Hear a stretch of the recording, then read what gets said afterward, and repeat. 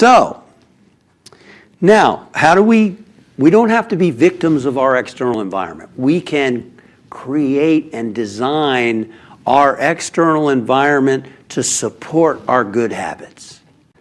In other words, people behave according to the influence of their environment. Now, in metaphysics, you hear about being a co-creator with God, right?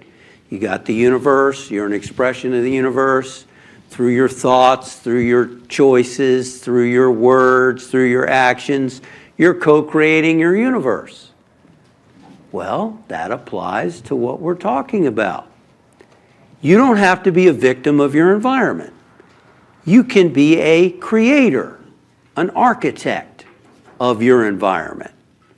And that's what we want to do. We want to, because most people don't know that. Most people don't know they can create their environment to support their good habits. And that's why we want to do this. Here's some examples from the book, page 86. Here's how you can redesign your environment.